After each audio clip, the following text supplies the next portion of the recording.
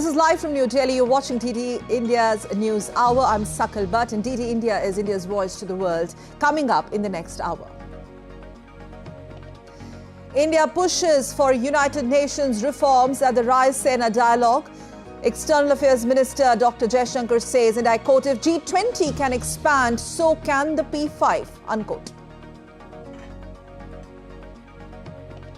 India's Prime Minister Narendra Modi inaugurates and lays foundation stone for multiple development projects worth whopping rupees 13,000 crore in Varanasi. Pushing India-EU negotiations on a free trade agreement would be a priority for Hungary, says Hungarian Foreign Minister in an exclusive interview with DT India's Ramesh Ramachandran.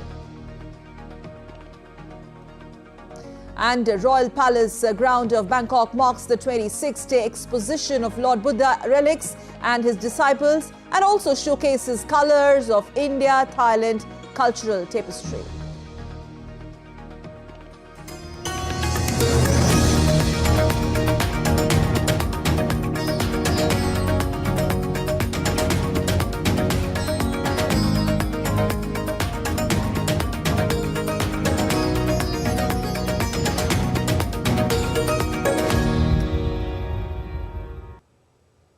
So has United Nations failed to address major global challenges, and is there a growing chorus for reforms in global multilateral organizations, particularly from the global south? Well, this was the major discourse in the recently concluded 9th edition of Raisina Dialogue. The multi-stakeholder cross-sectoral discussion involving heads of various states, cabinet ministers and local government officials, along with thought leaders from the private sector, from media and academia, they all deliberated upon diverse points of view to find solutions for inclusive growth. DT India's Amrit Pal and Jessica Taneja gets us more. India's flagship conference on geopolitics and geoeconomics saw 2,500 participants from 115 countries address the most challenging issues facing the global economy. From engagement with the European nations on global security challenges to reinvigorating the voice of the global south, the 9th edition of the Raisina Dialogue gave room to diverse points of view to find solutions for inclusive growth. UN's failure to address major global challenges put it in the spotlight once again, and demand for reforms in Western multilateral organizations is gaining ground. The UN is still actually a reflection of a colonial era organization. So I think it's a great idea. I really think that posing the reform issue in terms of perpetuating a colonial era is something which we all need to think about. But what we realized was that G20 was not enough, because one part of the world with more than 50 countries had been significantly shut out, which was Africa. So if you see, in a way, we still call it G20, but it's actually become G21. And that itself, by the way, in a way, it's also a lesson to the UN that if the G20 could expand, so could the P5. On India and China's relationship, Jaishankar said that maintaining an equilibrium would be challenging.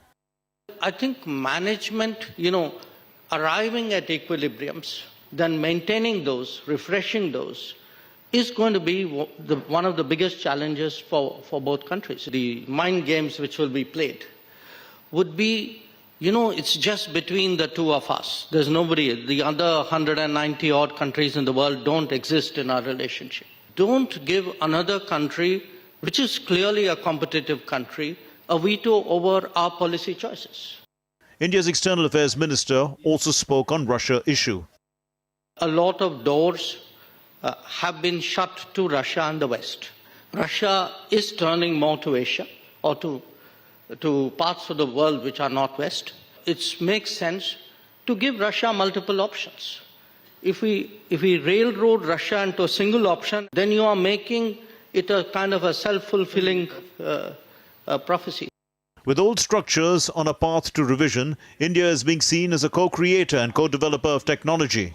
India has today emerged as a trusted and a developing geography where people believe that yes, India is a good partner. From being a receiver of previous generation technology through TOT agreements, today India is viewed as a country which can be a co-creator of technology, which can be a co-developer of technology. Prime Minister of Greece, Kyriakos Mitsotakis, recognized India's growing importance on the international stage. When it comes to shaping the direction of the global debate and addressing the great challenges that we face, India is now often regarded, and rightly so, as a consensus builder and as a voice of reason in an increasingly polarized world.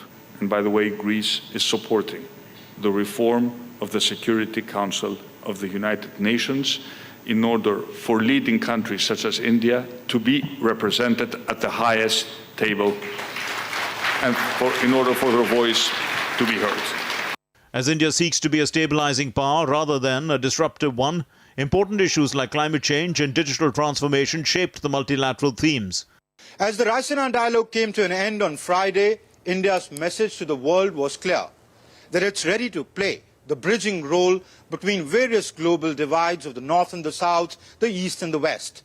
But Dr. Jaishankar's message to the West was, do not shut all doors on Russia, for that would prove to be counterproductive. With cameraman Alok Kumar Gupta and my colleague Jessica Taneja, this is Amrit Pal Singh for DD India in New Delhi. In fact, here we have Amrit joining us live from outside the venue of Raisina Dialogue. Amrit, thank you very much. You've almost, in fact, attended all the sessions there. You were there yesterday and, in fact, today as well. To your mind, Amrit, what do you think has been the larger discourse when it comes to the messaging put forth by India, whether it is reforms in UN, and the points that External Affairs Minister spoke on China and Russia, we'll discuss a little later. But the conversation that India has been leading is we need the reforms at the UN. That's it.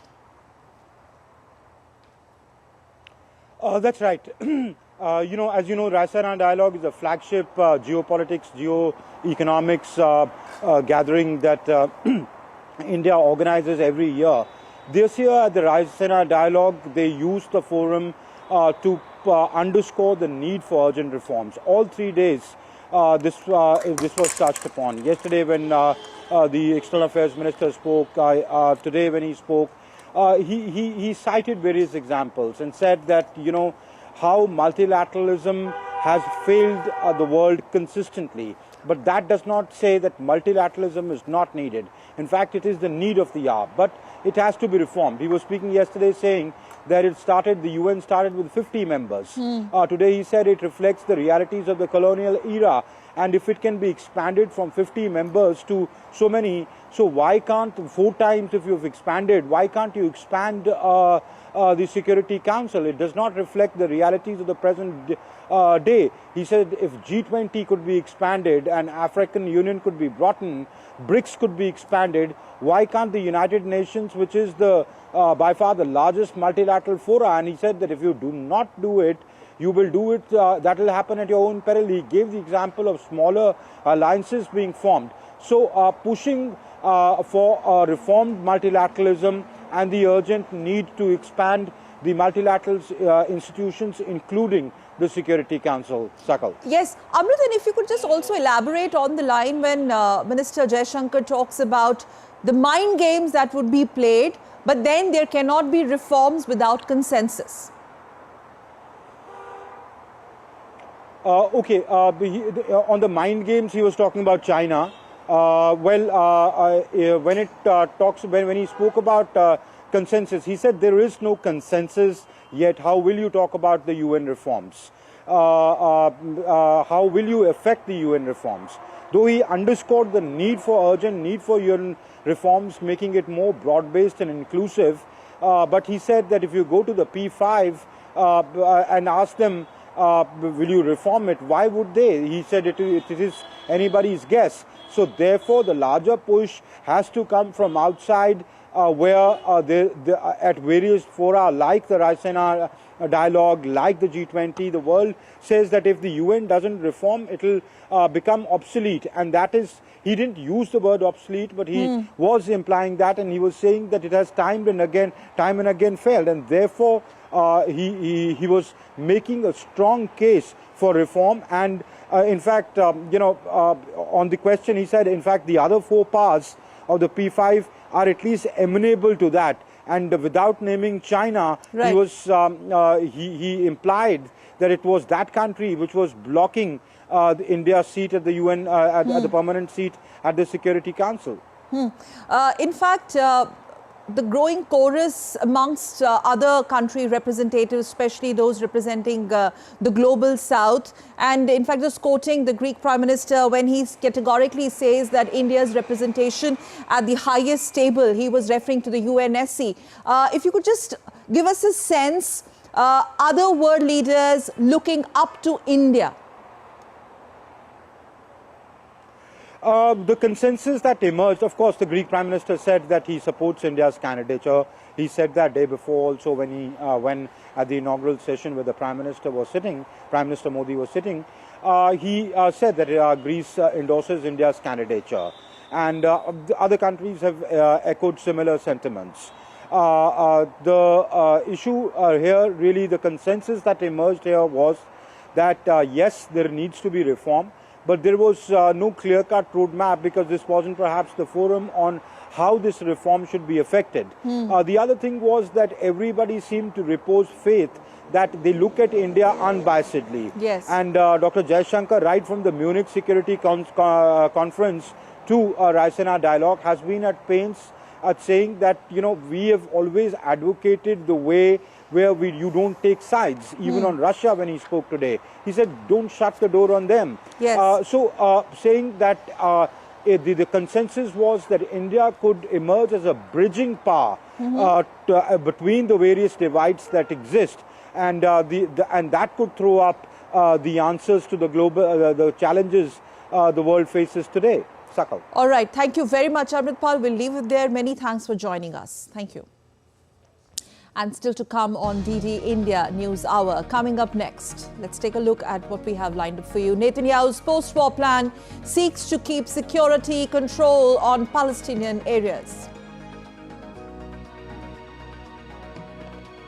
Coast Guard personnel from India, Maldives and Sri Lanka embark on a 4-day trilateral exercise in Maldives.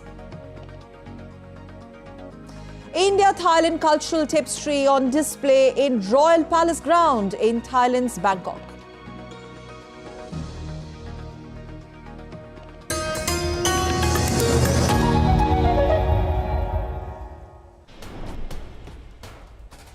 Wherever news breaks, whatever it takes. Connecting corners, cutting across continents. Stories that matter from across the globe.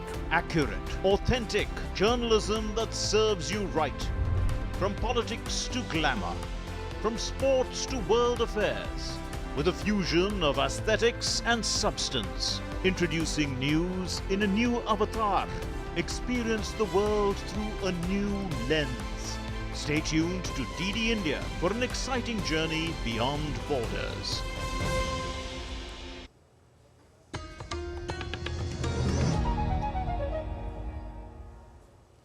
You're watching DD India's News Hour. I'm Sakal Bhatt. Now let's move on to more news. India's Prime Minister Narendra Modi inaugurated and laid the foundation stone for multiple development projects worth more than rupees 13,000 crore in Varanasi on Friday. Varanasi is the temple town in the Indian state of UP. Prime Minister said that these projects will give impetus to the development of eastern part of India. And in the next 5 years, the country will become the model of development. Prime Minister Narendra Modi inaugurated and laid the foundation stone for multiple development projects worth more than 13,000 crore in India's holy city Varanasi on Friday. The Prime Minister also visited Banas Kashi Sankul, a milk processing unit of Banaskantha District Cooperative Milk Producers Union Limited, built at UPSIDA Agro Park, and interacted with beneficiaries. PM Modi also handed out employment letters and GI authorized user certificates. Banas dairy plant का शिलान्यास मैंने 2 वर्ष पहले किया था।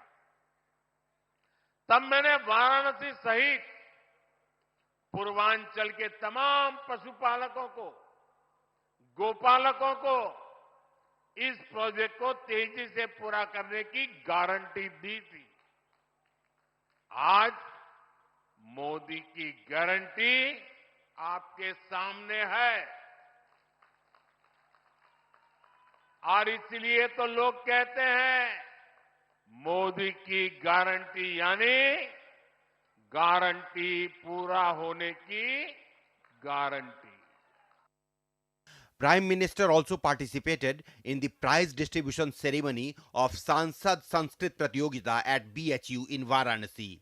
He also unveiled the booklet on Kashi Sansad Pratyogita and a coffee table book. He awarded the winners and also distributed books, uniform sets, music instruments and merit scholarship to Sanskrit students of Varanasi. He visited Kashi Sansad Photography Pratyogita Gallery and interacted with the participants with their photograph entries on the theme of Savarti Kashi. Mahadev के आशीष के साथ 10 वर्षों में काशी में चारों ओर विकास का डमरू बजा है। Prime Minister also visited Sant Guru Ravidas temple near BHU and offered prayers. He unveiled the new statue of Sant Ravidas and inaugurated and laid foundation stones for development works around the birthplace of the saint. Prime Minister also attended a public function commemorating 647th birth anniversary of Sant Ravidas. On this occasion, PM Modi said that Sant Ravidas's teachings always guided him. Raghav Kumar Jha, DD India. Election Commission of India held a consultative meeting with representatives of recognized political parties at a private star hotel in Meenambakkam in the Indian state of Tamil Nadu. The commission, headed by the Chief Election Commissioner Rajiv Kumar, is in Tamil Nadu on Friday to review preparedness for the general elections. A 10-minute consultation was held with each political party.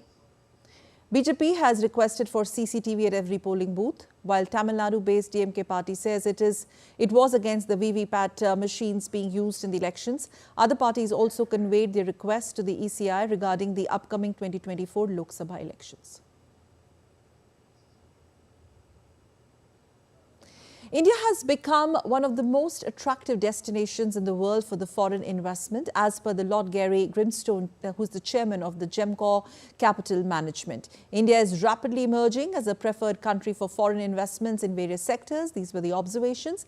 Foreign investment has increased 20 times in India in the last 20 years, and the steps taken by the government during the last 10 years have borne fruit, as is evident from the ever-increasing volumes of FDI inflow being received into the country, setting new records. And due to friendly environment, India has now become one of the most attractive destinations in the world for foreign investment.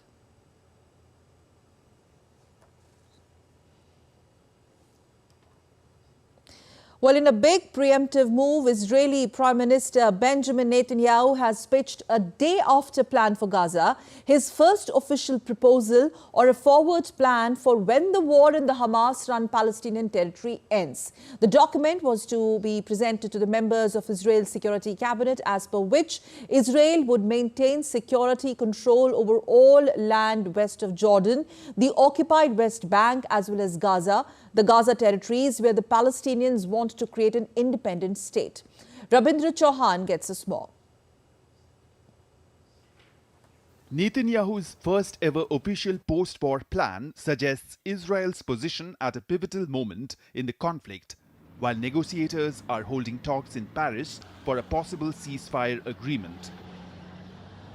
Negotiators from Israel headed to Paris on Friday to discuss truce talks with the US, Qatar and Egypt, where officials are cautiously optimistic about the deal. Speaking at G20 foreign ministers meet in Brazil, the US Secretary of State Antony Blinken expressed hope for extended humanitarian ceasefire.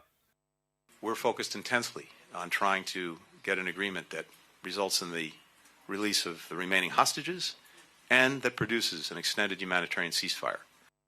Netanyahu's post-Gaza conflict plan emphasized more on security control over land west of Jordan, preferring settlement through direct negotiations, and also rejects unilateral recognition of a Palestinian state. The plan also outlines demilitarization and de-radicalization as goals to be achieved in the medium term. Netanyahu's plan document was distributed to security cabinet members for discussion on the issue and aims to replace Hamas rule in Gaza with a civilian alternative and looks for replacing UNRWA for its alleged role in violence.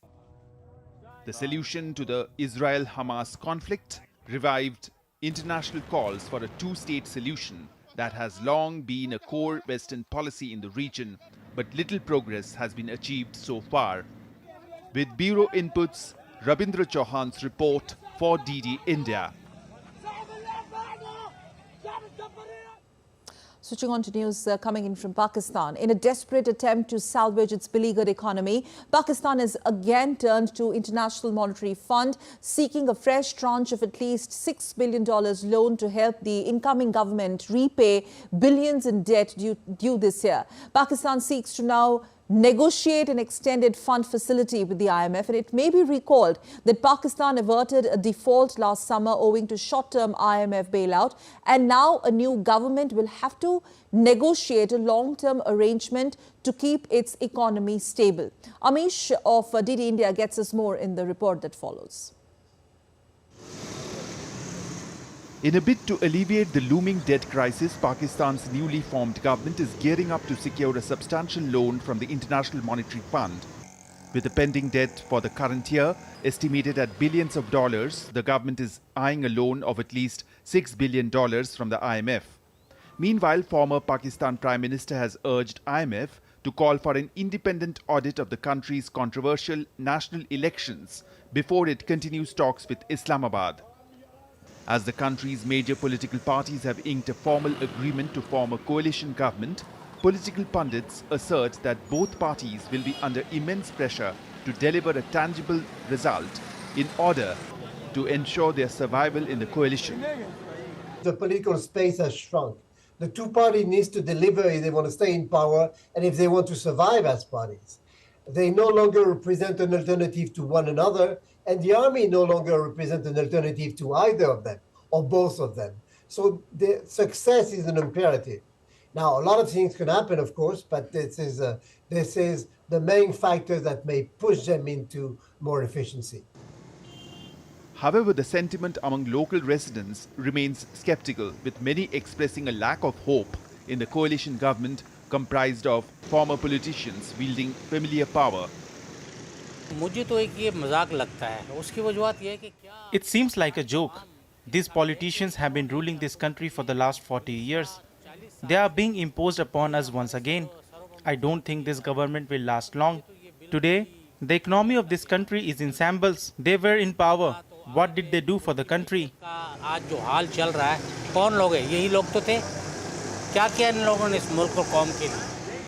Pakistan narrowly dodged default last year with a short-term IMF bailout. But with the expiration of the program next month, the new government faces the daunting task of negotiating a long-term arrangement to stabilize the country's $350 billion economy. With Bureau Inputs, Amish Mahajan's report for DD India. Seeking to enhance maritime security and interoperability, Coast Guard personnel from India, Maldives and Sri Lanka have embarked on a 4-day trilateral exercise to identify some emerging maritime challenges in the Indian Ocean region. Now, this year, Bangladesh is also participating as an observer, which puts much importance or impetus to the growing importance of maritime collaboration in tackling evolving challenges. More in this report by Aman Kumar. Indian and Sri Lankan Coast Guard ships reached Malé to participate in the 16th edition of the trilateral Dosti 16 exercise being held in the Maldives from February 22nd to 25th. This year marks a significant development with Bangladesh participating as an observer, indicating the growing importance of maritime collaboration in tackling evolving challenges.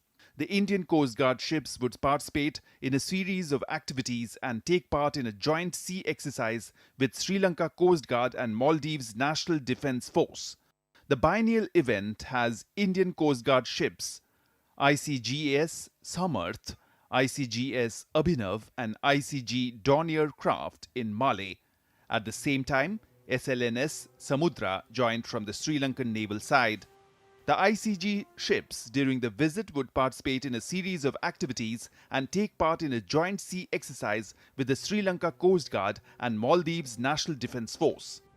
Exercise Dosti was first conducted in 1991 between the Indian and Maldives Coast Guards. Sri Lanka joined for the first time in 2012. The exercise was last held in 2021. The exercises focused on providing assistance in sea accidents, eliminating sea pollution, and the Coast Guard's procedure and conduct during situations such as oil spills. The aim of the exercise is to further fortify the friendship, enhance mutual operational capability, and exercise interoperability, and to build cooperation between the Coast Guards of India, Sri Lanka, and the Maldives. India, Sri Lanka, and Maldives are neighbors and sharing a maritime border.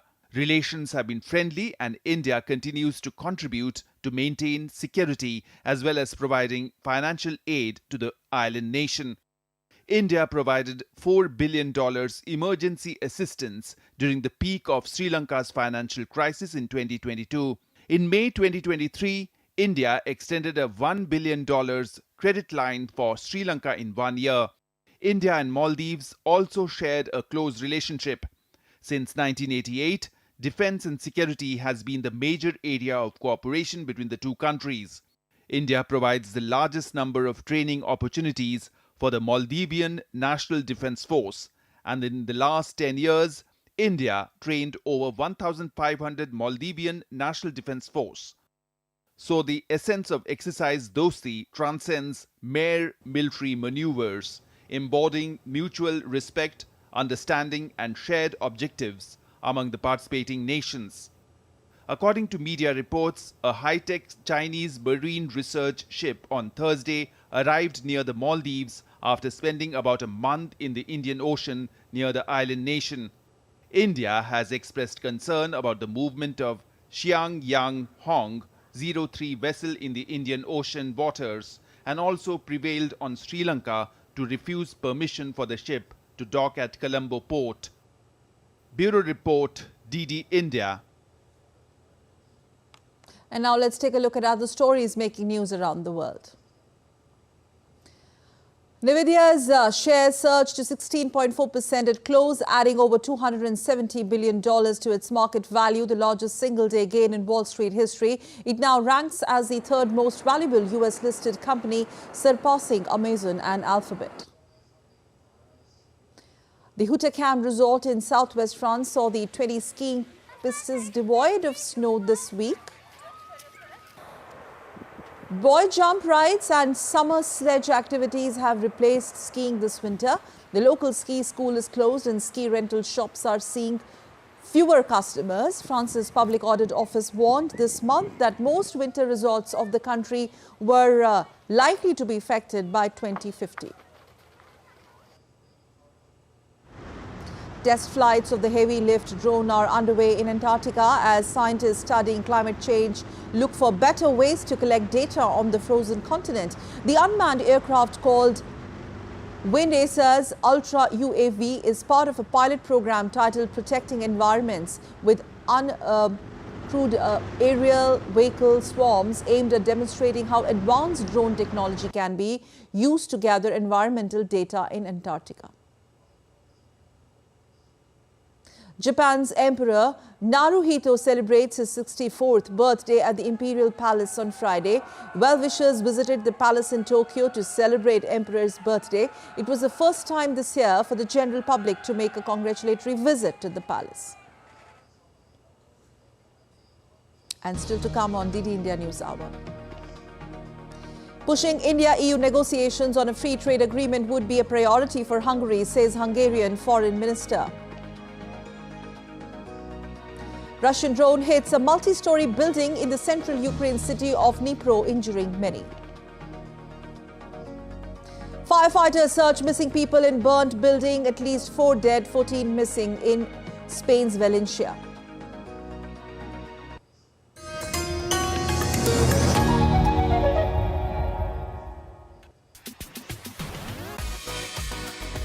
India that invents. India that innovates.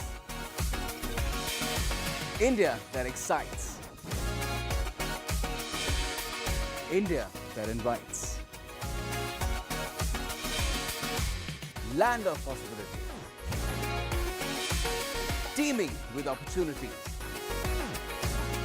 Watch India Ideas each Thursday, 8 p.m. only on DD India.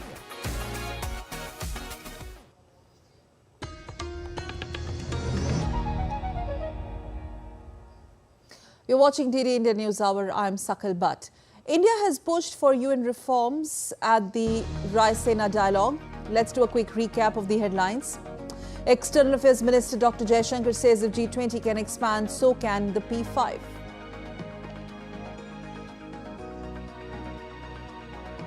Pushing India-EU negotiations on the FTA would be the top priority for Hungary, says their foreign minister in an exclusive with DD India. And Royal Palace ground of Bangkok marks the 26th exposition of Lord Buddha relics and his disciples, and also showcases colours of Thailand-India cultural tapestry.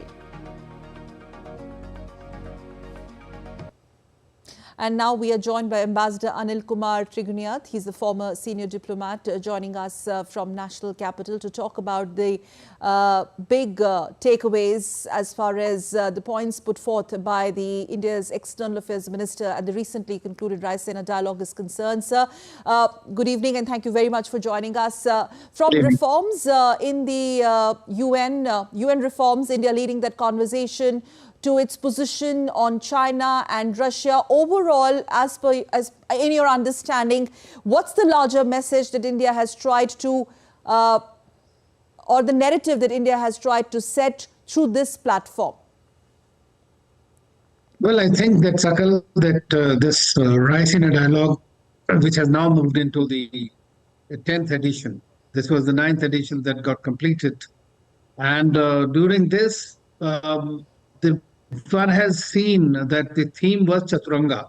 And Chaturanga was essentially looking at the conflict, the contest and cooperation and creation. Now, those are the basic 4 themes that they were trying to discuss across 5 or 6 themes. So that was there. And it has become a flagship event for India to project its ideas and which way the Indian foreign policy is moving, how India's foreign policy is trying to achieve those dimensions, what are the new challenges and what are India's solutions to these challenges. And I think that this is something that has been very clearly conveyed. And when we had the representatives of about 117 countries, over 3,000 people, different ministers and all, so one can see that there is a loud and clear message. Number 1, that India has arrived on the global stage. Number 2, the world hears India. Number 3, India deserves and wants to claim its rightful place in the multilateral organizations, especially the United Nations Security Council. After holding the G20 very successfully, which everybody has admitted and congratulated India for, I think that the world today knows that the largest democracy is ready to play a much bigger role on the global scheme of things. And that's where the discussion with regard to various conflict zones came up, with regard to the multilateral institutions and where they stand. And that's precisely what I think Dr. Jaishankar in the end says. It captures what we have achieved, but more importantly, indicate the promises ahead. So I think that this is a good discussion. Most importantly, I would say the message was loud and clear that India is committed to carry on with the IMEC corridor, India, Europe, Middle East corridor, which was signed on the sidelines of the G20. And the visit and the presence of the Greek Prime Minister, which was the end point actually, Yes. Piraeus was here, and we have strategic partners, historic civilizational partners, and the clear message that despite whatever is going on around in the world at the moment, India continues to remain committed to connectivity through various corridors. Yes, since you mentioned about the Greek Prime Minister, he very vehemently backed India's candidature at the UNSC, where he said that India should represent at the highest table. And not only him, I mean, if you could just share your thoughts on the fact that the representatives and the state heads from various global south nations or otherwise diplomats or officials, that they're giving that important space to India to lead such conversation. Though here the forum that all of them spoke was Raisina Dialogue, but do you think now this has actually set the tone of the larger discourse when it comes for actually telling UN that now it's time to move on? Well, I think that India has been saying it for far too long, and so is the world. Yeah. But as you know, the biggest problem of the United Nations is its basic governance model that is driven by the P5 countries. And these permanent five, which wield the veto, are not letting things move on. I mean, that is one of the problems, apart from the fact that they don't reflect the reality of the 21st century. They are having a mindset of the victor and the vanquished that existed in the 1945, and that has not grown out of it. And therefore, their relevance has been reduced. And you know that the international governance architecture today, especially the United Nations, are under a tremendous criticism for this inability to do so. But, I mean, basically, you can't accuse so much, because at the end of the day, it is the basic pattern and the framework of the United Nations that was built to serve certain ends. It remains there. So India is very much there. Overtly, all countries admit that India must be there. Of course, China is an exception to the rule. But at the same time, we'll have to see how it plays out. Of course, India has Minister Jaishankar also points out, of the global south. Yes, he also points out, since you're talking about UN, that UN is a reflection of a colonial era. I think that's a very bold statement. I mean, it's calling spade a spade. Well, that is true. I mean, what is happening today, you have seen it, that defiance has become the order of the day, rather than compliance with the international order or international rule-based system that was governing the countries. And we have seen, and that is very clearly evident during the ongoing conflicts which are there. Nobody is listening to anybody, and that's the problem. And you are seeing the mayhem that is being caused. So sane voices are falling on deaf ears. I mean, that is something, and United Nations is supposed to provide stability and security and look after that, and that's what it is failing in that. And Prime Minister Modi has often said it, that if it does not rise to the occasion, then obviously it loses its relevance. So India is today not demanding. India is commanding its place in the Security Council. I mean, that's what it is. And if it does not reform, or it is not reformed, and I hope that this year later, we are going to have a UN, a major summit is coming up, in which there is a greater focus on making it more modern and more basically useful to today's world. And hopefully that the world will get up and listen to the voices and listen to the reality and comply with it. You know, on that point, when he said that the mind games would be played and you cannot have reforms without consensus. Well, this is the reforms cannot happen. I mean, this is my view personally, is that the P5 countries have not been very keen on sharing that the pride of place that seem to enjoy with any other country. And that's precisely the reason that it has not moved now in 15, 20 years, that the reforms have been on the table. And there are a group of L69. And in fact, the problem is that if you do not reform, if you do not grow, you do not adapt to the realities of this, then you lose relevance completely. Now, then it is said to be a talk shop, and this talk shop works nowhere. I mean, in India, I think that what India has shown in the G20, and what External Affairs Minister says, that if G20 can expand so can the United Nations. And of course, they can expand. But then what kind of expansion it should be? Who is going to share the responsibility? The problem is that, in my view, the root cause of all evil in the United Nations Security Council is the P5 veto power. Yes, sir. So one final word from you now. India emerging as a strong power, that's fine, but also a nation which can actually bridge the divide, play the role of a bridge, and considering its relationships with the East, with the West and the rest of the world.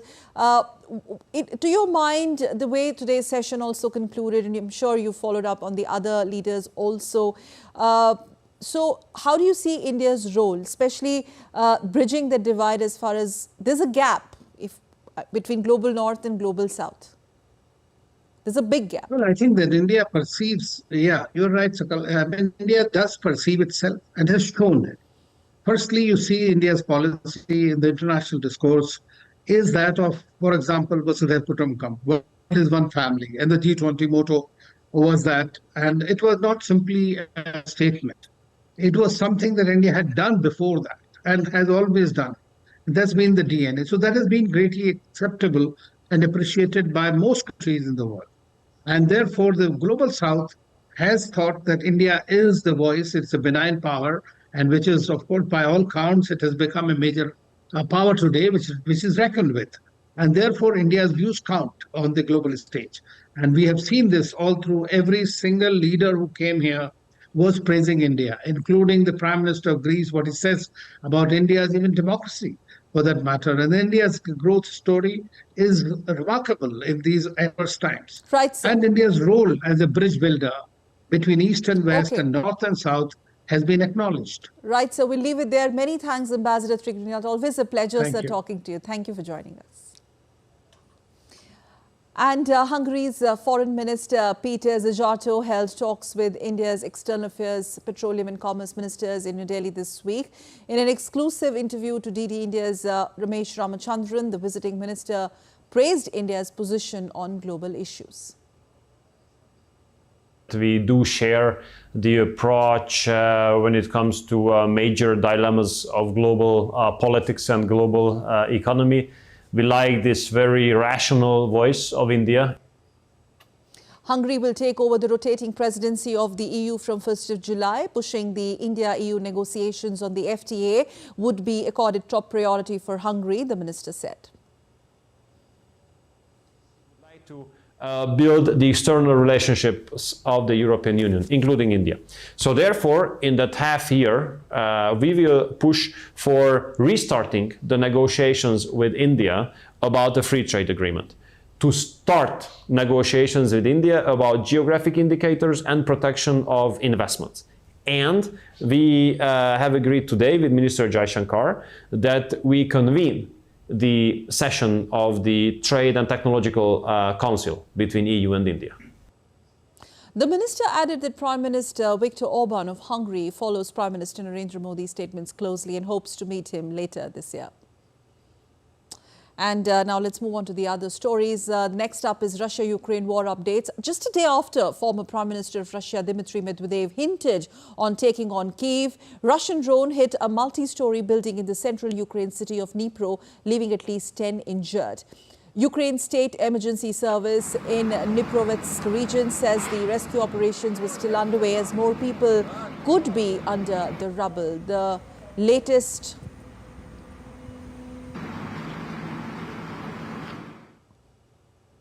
And Spanish firefighters on Friday continued searches for the missing people during their survey of the interiors of the scorched apartment building in eastern Spain's Valencia, where at least 4 people were killed and up to 14 continue to remain missing. There could be more under the debris. The blaze originated on the 4th floor of the residential building situated in an upscale neighborhood of Spain's 3rd largest city before spreading to adjacent units. Spanish Prime Minister Pedro Sanchez met emergency services and expressed his solidarity for the victims of the families of the fire. And now let's take a quick look at other stories that also is making news. India's Enforcement Directorate raided 10 locations across the Indian state of UP, Madhya Pradesh, Haryana, including the residences of Samajwadi Party leader Jaishankar in a money laundering case linked to an alleged bank fraud. Reserve Bank of India Governor Shaktikant Das has said that the Monetary Policy Committee must remain vigilant as its job on bringing down inflation is not yet over. RBI Governor also stressed that the MPC must remain committed to successfully navigate the last mile of disinflation.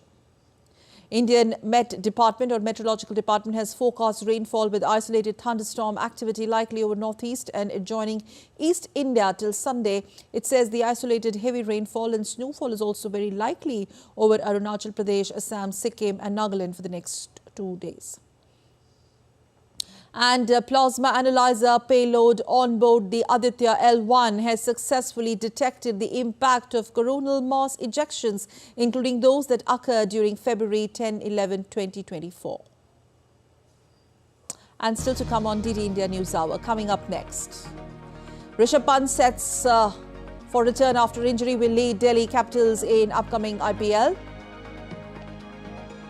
And Russia loses appeal against International Olympic Committee's ban.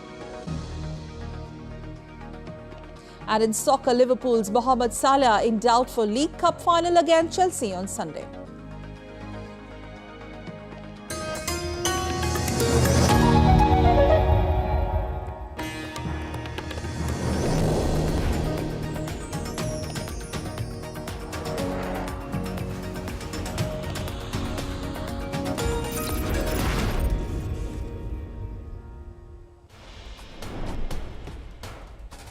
Wherever news breaks, whatever it takes. Connecting corners, cutting across continents. Stories that matter from across the globe.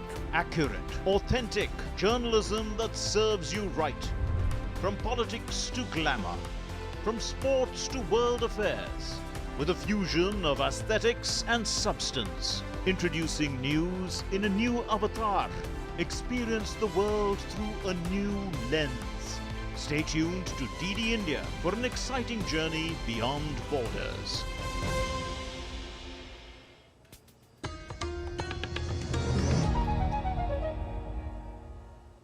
You're watching DD India News Hour. I'm Sakil Bhatt. Let's move on now. We get you this report from majestic Royal Palace ground of Bangkok, marking the 26th exposition of the relics of Buddha and his disciples, along with the colours of India-Thailand cultural tapestry. Akshay Dogre gets us more from Thailand. A majestic parade showing the culture and heritage of Thailand took place at Royal Palace ground of Bangkok as a part of 26-day grand exposition of the relics of Lord Buddha and his disciples. The parade also displayed the bonhomie between India and Thailand, as the parade consisted of the national flags of Thailand and India along with cultural exhibition of the two countries. The enshrinement of Lord Buddha's relics was done by the Prime Minister of Thailand under the supervision of Sangharaj, who is the Supreme Patriarch of Thailand. The exposition has sent waves of happiness across the country, with coming in Bangkok from all parts of the country to witness the relics. Very happy because once in our life to see the ashes of the Lord Buddha is the most interesting and most important for our people. So to visit here is very, very good for our life because we don't know any time or any way how can we find again this good opportunity like this. So very thank you for Indian people. This has further deepened the Indo-Thai relations, with the Indian diaspora expecting better cultural connect after the event. The Thailand Thai people, they believe in Buddhism, main religion, and this time it helps to make the good bond between Thailand and India a lot, which in the past we didn't have that very often. So we appreciate the Indian government that to send the relic of Mahatma Buddha here. The leaders of the Indian delegation expressed their happiness over the enshrinement of the relics, calling the ceremony a new chapter in the Indo-Thai relations. Of course, no doubt about that. The bond between the two countries for so many years has been strengthening every year, every occasion. And today is one more occasion to strengthen it better. So that has exactly what has happened here. And we will be enhancing these ties, these bonds, may it be any culturally or politically or anything. But we will be having a good relations between both the countries. The 26-day historic exposition of Lord Buddha and his disciples' relics is not just a momentous occasion for the people of Thailand, but it also gives both India and Thailand a great opportunity to further enhance their relations and deeper their connect. In Bangkok, Thailand, with camera person Mahesh Sharma, Akshay Dongre, DD India. The much-anticipated Ganga Ramaya Temple's 46th annual Navam Parera is being held in Colombo. Thousands of tourists and Sri Lankans line the streets to watch dozens of decorated elephants which make their way through downtown Colombo. The procession will feature traditional artists, monks and youngsters in addition to the grand tuskers which will carry the sacred casket. Amidst the evolving traditions, Perahera stands as an event promoting harmony among diverse cultures. You're watching DD India News Hour. It's now time for some sports news. Joe Root has rescued England with a ton or a century on the opening day of the fourth test against India on Friday, steering the tourists to a respectable 302 runs for the loss of 7 wickets after Akash Deep scalped early wickets. The right-hander responded to the backlash against England's buzzball approach after their drubbing in the third test with an unbeaten 106 runs not out, which brought England back into the game from a precarious 112 runs for 5 wickets at lunch. Ollie Robinson was also unbeaten after a useful cameo of 31, relieving the pressure on Ben Stokes, who was earlier left to rue his decision to bat as England lost the top half of their batting order in a first session. The host 2-1 cushion in the 5-match series allowed them to rest place spearhead Bumrah, and Akash Deep became the 4th Indian to make his debut in the series. And Indian batter Rishabh Pant will be starting the IPL 2024 as the Delhi Capitals captain, but will not keep wicket in the first half of the session. South Africa fast bowler Anrich Nortje will also be fit to play from their opening game against Punjab Kings on March 23rd, while Capitals think tank led by the team director Saurav Ganguly and head coach Ricky Ponting was confident about Pant starting the IPL, subject to fitness clearance from the BCCI, which is imminent. The IPL will mark Pant's return to competitive cricket since the Test series in Bangladesh in December 2022. And after his horrific car crash on December 30, 2022, Pant has worked very hard to make a remarkable recovery post successful surgeries to 3 major knee ligaments in his right leg. The Court of Arbitration for Sports has dismissed an appeal from Russia against an International Olympic Committee suspension for recognizing regional organizations from territories annexed from Ukraine. The IOC banned the Russian Olympic Committee in October for recognizing the regional Olympic councils for Russian-controlled regions of Ukraine, Luhansk, Donetsk, Kherson and Zaporizhzhia. The suspension ensures the ROC will not be eligible for funding and will not be associated with the Olympic movement, but does not affect any decision on Russian athletes' participation at the Paris 2024 Olympics. Well, Liverpool assistant manager Pep Lingers is hoping that forward Mohamed Salah will be fit for the Sunday's League Cup final against Chelsea, but said his participation remains in doubt. Both Salah and fellow forward Darwin Núñez missed Wednesday's match against Luton Town after featuring for Liverpool at Brentford at the weekend. Liverpool are going into the finals with several injuries to key players. League leaders Liverpool beat 10th place Chelsea 4-1 when they played on January 31st. Well, that's all for this edition of DD India News Hour, but let us know your thoughts on the news of the day. You can connect with us on Facebook X, formerly known as Twitter, and you can also reach out to us on Instagram. We'll be back with more news as it breaks here on DD India. I'm Sakal Bhatt, and from all of us here in Delhi, thanks for watching DD India News Hour.